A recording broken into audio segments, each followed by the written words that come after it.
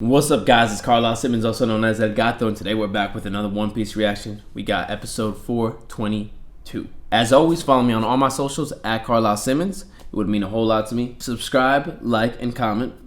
It means a whole lot to me. And now it's time to go over everything that's been going on. So, in the last episode, we saw Ace refer to Whitebeard as his father, or maybe it was Garp that referred to Whitebeard as Ace's father. But that happened. We saw where Brook landed and we saw where Zoro landed, and I really don't care about that. I don't really care about what's going on with all the Straw Hats and all this other island and everything. I usually would, but right now we're in a really good spot, and it seems like the tone is about to start shifting again in One Piece into something that I prefer. I just prefer darker and more serious tones when it comes to writing. So it feels really nice to get there and to see that. This must be really hard for Garp. This must be really hard for Garp because of the fact that he loves these two and he wanted them to be Marines, but in the end, they became pirates, and it wasn't what he planned or what he thought was going to happen at all. This has to be hard for Garp. It just must be so hard to be part of the government and have two people that you love and also very proud of not be part of the government. We also can't forget about Dragon. Dragon is his son, I believe, so it must be hard for Garp, and that's why I kind of feel iffy about him actually working for the government. Again, it just has to be hard for Garp because of the fact that he loves these two and he wanted them to become Marines, but they didn't. Obviously, I know about Luffy's bloodline, which is Dragon, but who is Ace's bloodline that makes him have also the most infamous blood in his veins? Like, who's that? Do we ever find out who his mother and his father were? This is a dope moment.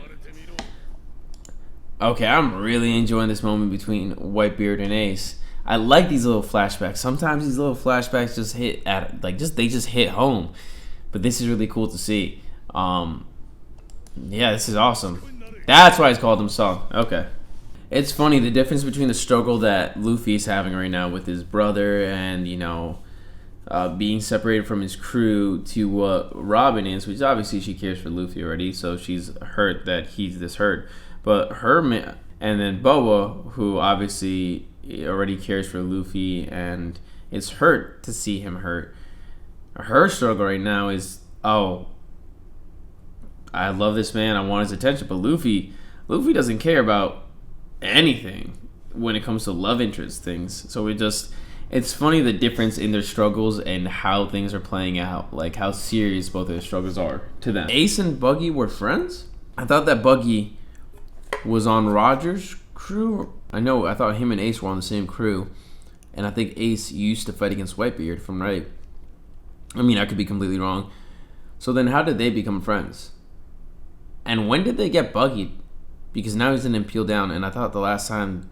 When was he caught by the government? It's pretty funny seeing that people think that Richie the Lion cares for Buggy and misses him, when in reality all he does is all he's missing right now is food. So I think that's kind of funny. I think it was a nice little thing to throw in here. It's crazy. She just really said go kick rocks to the whole crew because they wanted to go save Buggy, and she just doesn't care about saving Buggy. That's wild. Oh, they just switched up on Buggy so damn fast. That's fucking crazy. That's straight up wild. Like, what? Wow. What a switch up. You might call me crazy, but I prefer this type of writing when it comes to One Piece because I just prefer more serious and more darker writing, but also execution. It seems like everything here is being done, the execution is being done a little bit more seriously, or better said darker. It has a darker execution to things. This hard looking thing, is it like a person, a creature, someone who ate a devil fruit? What the hell is that? And it's crazy to see how they have really just depicted all the prisoners just to be straight up animals. We're acting like straight up animals. Yo, hold up. This whole island is nuts looking. Okay, now I can see why people can't break in. Besides already the currents, but like, yeah. That looks sick. Okay, I already like the whole design of the way the how we saw all the cells and everything else that's on this island, and everything. I'm really liking all this stuff. This design is sick. It really gives you a very powerful feel from it. Very dark, gritty. Like it's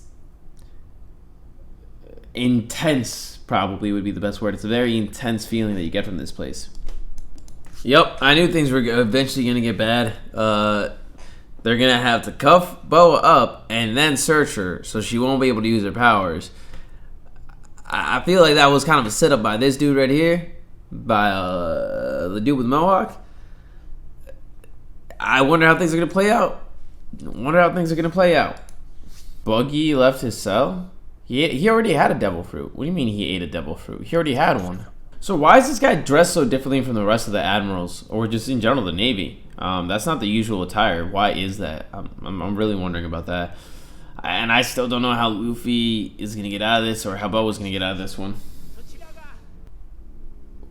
They keep bringing up Jinbei, and I've seen people talk about Jinbei as one of the crew members. Who is he? What does he do? Because I'm really interested in his character. Also, forgot that Crocodile was in here. Wonder how he's been doing in here. Huh. And why didn't they talk about Buggy now? The music is making all this so intense. Seeing Luffy, seeing Boa, seeing Ace, seeing all of Impel Down. Oh god, it is intense. I'm loving this. This little part right here just raised it so high up. You can feel how important this moment's going to be, like this whole event.